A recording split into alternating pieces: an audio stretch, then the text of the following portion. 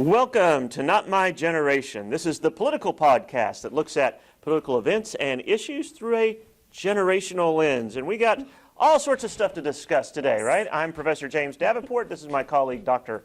Emily Stacey. And I think we're going to start off with voting. Did you know you can vote now? You don't have to wait. Right now. Don't wait, in fact, right? That's right. We recommended vote early. Don't vote often, just vote once, right? We continue to say this around here. Yeah, it's very exciting. So you've got folks all around the world. It's been a market increase from 2016 in terms of early voting in some very crucial states right now. You've got new polls coming out this morning from Michigan, Wisconsin to Georgia that have Biden either up by about 5 to 6 points or more. In Georgia, there's a dead heat in the polls right now. And Georgia is one of the early voting states that we're talking about from yesterday. That if you've seen Twitter or any of your news media right now, it has been a real show, right? Georgia, of course, had quite a bit of trouble voting in 2016. There was, a lot of folks pointed out voter suppression. There were polls in precincts that were closed, and it made for a lot of trouble and a lot of long lines in 2016, and we saw a repeat of that yesterday, particularly in Gwinnett County, which was the big deal in 2016. There is a saying in Georgia, right, Georgia politics, where Gwinnett goes, so goes Georgia. And so that is a very highly trafficked African-American district, and they vote often or vote regularly is what I should say. And yesterday was a huge sign. You saw folks waiting in line for almost 11 hours. And while, again, that is a testament to, their loyalty and their dedication to the democracy, it hurts me, right? As a political scientist in the year 2020, folks should not have to wait 11 hours yes, to vote. That's tough. That's commitment too, right? It is. We want our voice to be heard. Right. And we're not going to let obstacles get in the way. Yeah, so. Absolutely. And then you had Texas, of course, over the course of the last couple of weeks, Texas has been going through state Supreme Court challenges to Governor Abbott's emergency executive proclamation that removed absentee balloting the return boxes. He reduced it to one per county, and this was out of what he called an abundance of caution due to the threat of multiple voting, et cetera, et cetera. But again, in Texas, just like in Georgia, you saw just lines and lines of folks. This time in Texas, cars waiting to drop off their absentee ballots in these various counties, and so again. Please pay attention. Please make sure that you are dropping off your ballot early, mailing it early, hand delivering it. Again, this is critical. There was another story out of California. I know I'm on a roll here. There was a story out of California yesterday. In fact, California GOP is trending right now on Twitter. Because they were putting up ballot boxes that were unofficial. Oh, wow. And I mean, they just readily admitted that, these boxes were theirs. Not quite sure if any ballots were actually put into those unofficial boxes or where they would have went. But again, that kind of voter confusion is going on as well. So please make sure that you are, again, turning in your ballot to proper official channels.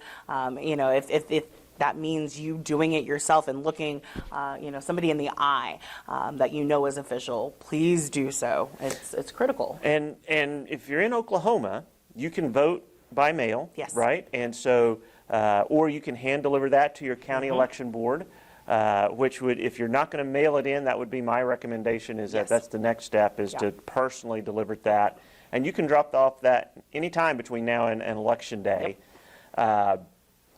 Or we also have early voting the weekend before Election Day if you would like to not be in a crowd that day and having to wait in what might be longer lines. You can do early voting at your county election board. What a way to spend your Halloween, right? Hey, exactly. It'll be Halloween weekend. Dress up as your favorite politician. And well, you might not be able to get away with that. Party at the polls, right? Hey, something like that, right? But the point is, you've got some options in how to vote and to avoid long lines on election day, that type of thing. Everybody, there's high interest about this election around the country. So you want to make sure that you get out and vote. And we have more than just the presidential election on the ballot. We've got members of the U.S. Senate up. We've got members of the U.S. House up. We have state officials on the ballot. So make sure your voice is heard on who you want representing you at all these different levels of government. Right. Make a plan, execute that plan. That's make right. your voice heard. And do a little bit of research. Yes, make sure you check out the candidates. Don't just rely on their advertising, right? So, advertising, man, what a shift. So I want to ask you, what do you make of all of these commercials? Again, we kind of talked about the out-of-state money that's being spent last week, but it feels like just every time I turn on the TV, I am being inundated mainly with Horn Bice ads. Yes, that's what's dominating the airwaves right now, right? Is that race. And I think it's interesting. I will be honest, I've been able to avoid most of the television ads for the most part. That's good. But I'm hearing from students and others that I visit with about being bombarded by them. And listen, we knew this was going to be that kind of race. We knew that the Democrats want to hold this seat. This is one of those marginal seats that they were able to pick up in 2018. They really want to hold it. Republicans want it back. They consider it their seat, and so they want it back. And so everybody's pumping money into this. I think what is interesting from my perspective is not just the radio or the television ads, but I'm getting killed with mail from these candidates as well. Agreed. And what's interesting is the way they're framing their messages. So we have 5 registered voters in our house, and almost all of us have had mail directed to us in some form or fashion, and the different types of themes. And so I was sharing with some of my students some of the mail that I've gotten just in the last 3 weeks, and having them identify who paid for it, right? Who paid for this advertising? What's the message? Is there a different message that they're sending to males in the household versus females in the household? Is there? There is, right? So, and to different females. So, things that have been addressed to my wife have focused more on education. That has been the education message that both candidates have kind of sent, or their supportive PACs or whatnot, right, have sent kind of education messages to her. My daughter got one it was actually a Second Amendment one, and had a picture of a female firing a firearm and talking about self-defense, that kind of thing. And so we have that. Interestingly enough, my younger son got one, 2, in fact, from an organization called Women Vote. And I'm wondering, did they mistake who they were sending that to? Perhaps. Or because it really was targeted towards more of a female message, but it went to my son. So I don't know how that happened. And then, of course, you have the generic Davenport household as well. So quite a bit of micro-targeting going on there, right? Trying to hit specific voters with specific messages. So I was finding that very interesting as I was sorting through all of that. You can't quite do that as well with the television, but obviously the television ads are reinforcing the mail, or the mail's reinforcing the television ads. And certainly social media makes it so much easier to provide for that micro-targeting, right? Exactly. So lots of money getting spent in there. Very That's going to be the race to watch probably in the state. And who knows how it's going to pan out. I would, if I was either of those candidates, I would be on pins and needles all the way to I can't imagine. Election night. I will say last week's debate, I think that handily Kendra Horn had some just slaughterhouse lines. It was very clear that Kendra Horn was ready. She came ready. She's been in Washington. She has obviously picked up some debate skills there on the House floor. And she's not new to this. She's right? not. She's Again, been involved. Stephanie Bice is also not new to this, right? It just seemed that she might have been just mildly outpaced last week. I'll be very interested to see. I think they have another debate this week, maybe next week. In the coming weeks, on News 9. I believe it's actually tonight. Is it Today is the 13th. I believe it's tonight, in fact. And so I'll be interested to see if Bice did a little bit more debate prep that was, you know, those one-liners, they do damage. And, They can, Kinder because Horn those make the got sound those in bites, there. right? Exactly. That's what people will see. She kept using the line, you know, my healthcare policy is more thorough than your grocery list. And I mean, that's effective. And that's certainly effective with a certain demographic who are certainly excited to get to vote for 2 women in this race. Yeah, and speaking of, you mentioned healthcare. I'm just going to throw this out there as a aside, but we saw the beginning of the hearings on the Amy Coney Barrett nomination, and lots of discussions about what's going to happen to the Affordable Care Act, right? And so it looks like that might be an approach that the Democrats are going to hone in on that angle. We'll see. I mean, I think everybody accepts this is a foregone conclusion, but they're going to set up a line of attack that might help them more on election day than it does in these. So. Right. So I kind of posed that question: does this, you know, rushing this hearing through help the Democrats more than it helps the Republicans? You know, it could. It depends on. It depends on the framing, and it depends on just how effective the Democrats are in pushing the message that, number one, health care. I thought that Senator Blumenthal did a really good job of Connecticut yesterday of bringing in those real stories of the ACA. A 10-year-old boy, pre-existing conditions would lose coverage, et cetera. That visceral, that real impact, that grabs folks. And so even though, like you said, it's a foregone conclusion, I do think that at the end of the day, it's going to rally Democrats to the polls. It's already rallying Democrats to the polls, as we've seen through earlier. Yeah, I think that's going to be the question: is which group can get their voters to the polls in massive numbers, right? And which one has real energy coming through these last few weeks of the election?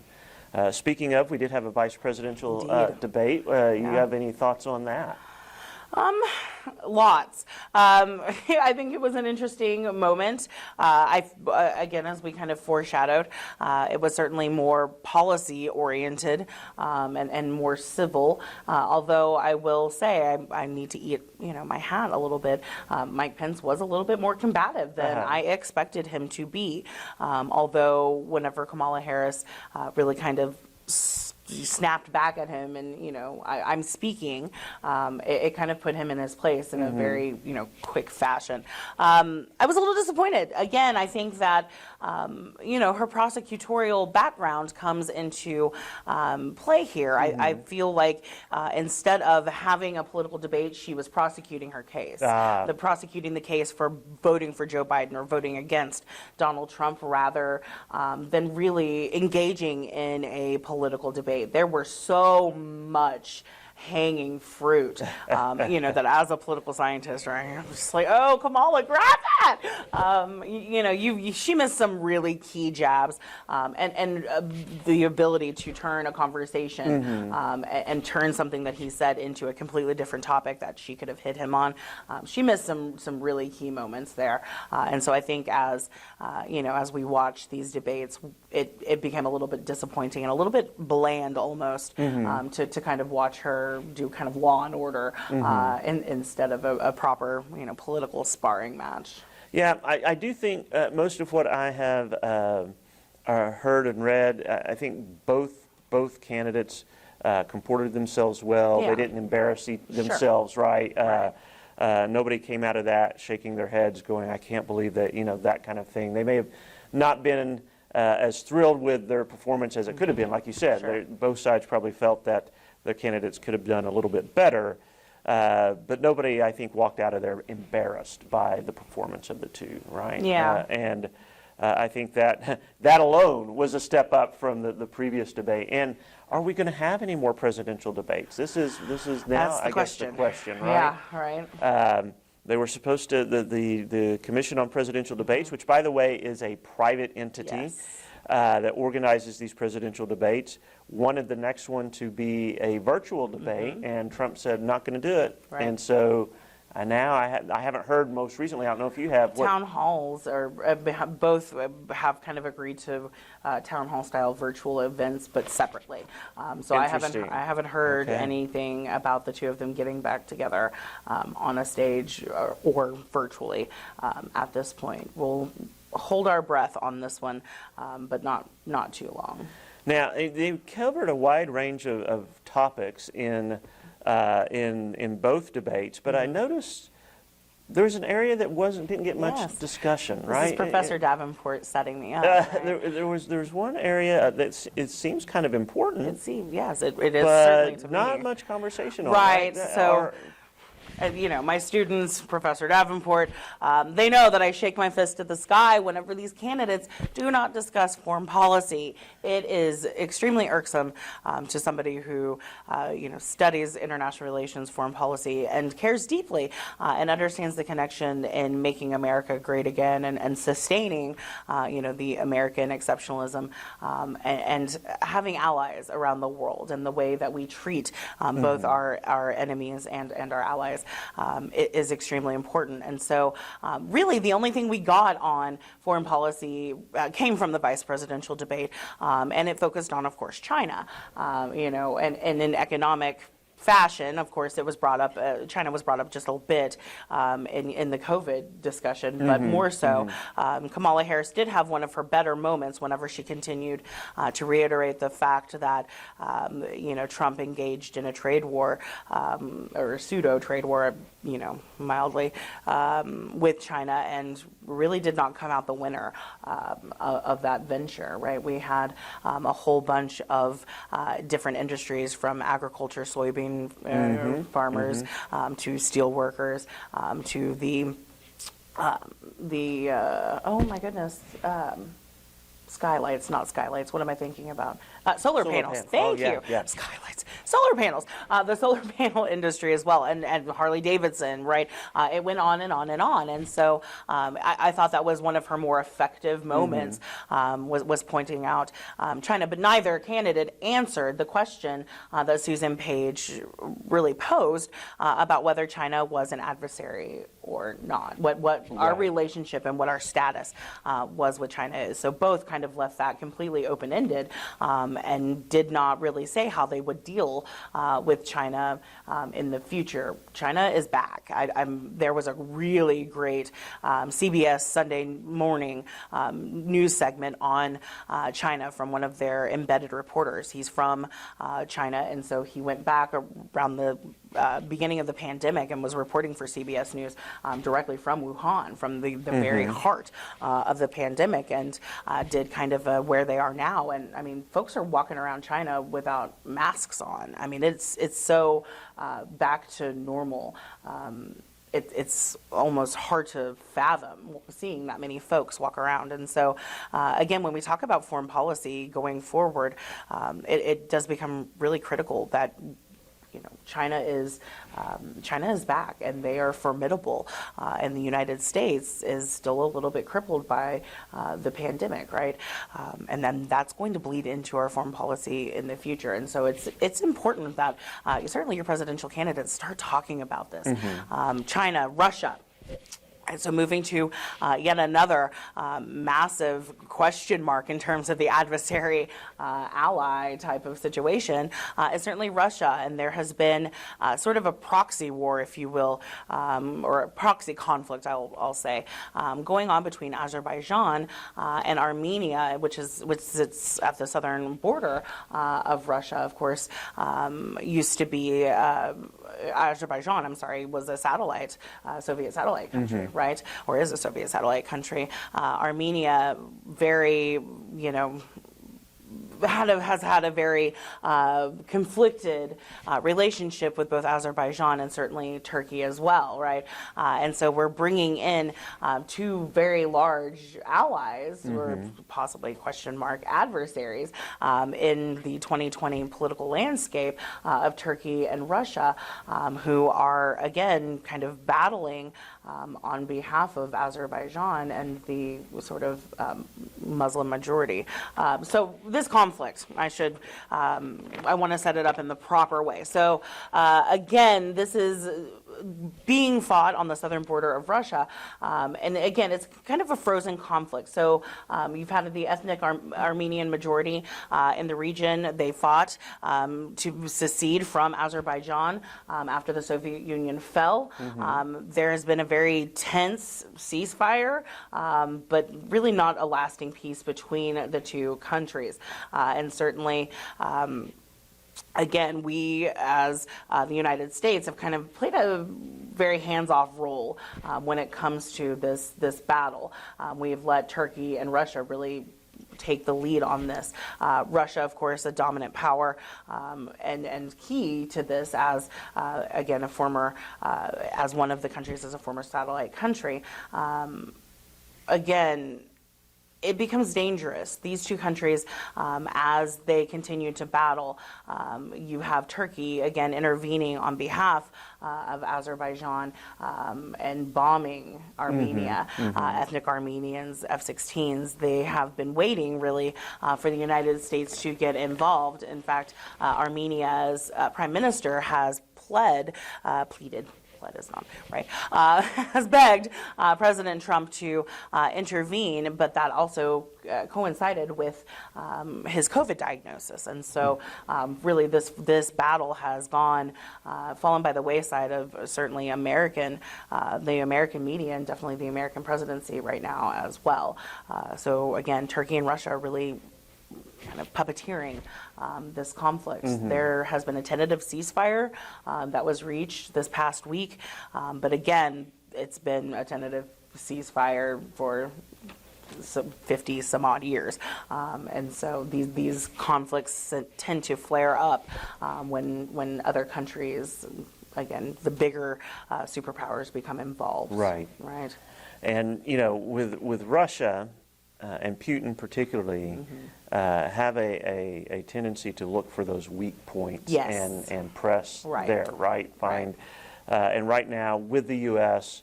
so focused inwardly, with the United States really trying to get a grapple on what direction we want to go, it opens up some doors to engage in some more aggressive behavior in places around the world, right? Absolutely. And so Russia absolutely looks for us to be over here, ooh, shiny, right? Whenever we are distracted, Putin absolutely makes moves to insulate his power and his legitimacy, but also to grow the empire, right? That has been a stated goal of Vladimir Putin, is to kind of reclaim the USSR, reclaim lands that he feels are technically theirs. And so Armenia on the southern border would be one that he would certainly be most interested in. Sure. It should be said that the United States, and certainly President Trump actually, has a very close tie with the Armenian diaspora community within the United States. So you have folks who are ethnic Armenians or descendants of ethnic Armenians, like the Kardashian family, right, who have major influence with the American president. And so the fact that he's really made no statement about this yet is a little bit surprising. So again, I think the COVID diagnosis and certainly the politics surrounding the president's COVID diagnosis for the better part of 2 weeks has really overshadowed, again, international relations, which can be devastating for our foreign policy when we allow Russia to step in and we allow Turkey to, bomb whatever they want indiscriminately. That does not really bode well for the United States being able to rein in those powers in the future. And I think our relationship, correct me if I'm wrong, our relationship with Turkey has kind of become more tension-filled. Very much so. President Erdogan is extremely volatile. He kind of is a Trump type of populist. But he does tend to lean more towards the Islamic side or Islamist side of things rather than maintaining a more secular political style in Turkey. And that is evident in the conflicts that he chooses to engage himself in his military. And for example, obviously the unleashing of Turkey's military on the Kurds in northern Syria earlier this year and late last year was a big kind of red flag internationally speaking, in terms of what Turkey is willing to do. And I think that, them intervening on behalf of Azerbaijan Sure. To, bomb a underdeveloped, under-militarized region such as Armenia, it tells you where, their cards are. Sure. And just to be clear, right, I mean, this is the one area where a president really does have a lot of latitude in Yes, foreign relations, absolutely. right? Congress historically has not gotten involved in these kinds of issues, trying to rein in a president's direction that they Right. want to go. And so it is important in considering who to vote for as to how are they going to handle these kinds of Right. situations, right? Yeah. All right, well, we better wrap up for this edition. Thank you for being here. We are looking forward to being back with you next time. And get out and vote. Vote early or vote on the election day. Mail in your ballot. One way or another, let your voice be heard.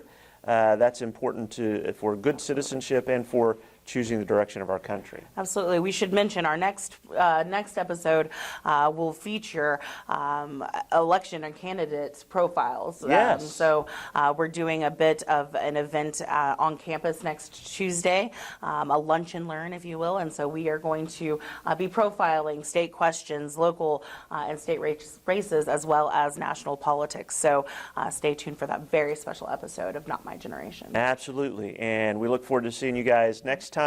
If you want to reach out to us, give us some suggestions on something you'd like us to talk about, you can always reach us at notmygeneration@raider.rose.edu. All right, we'll see you next time.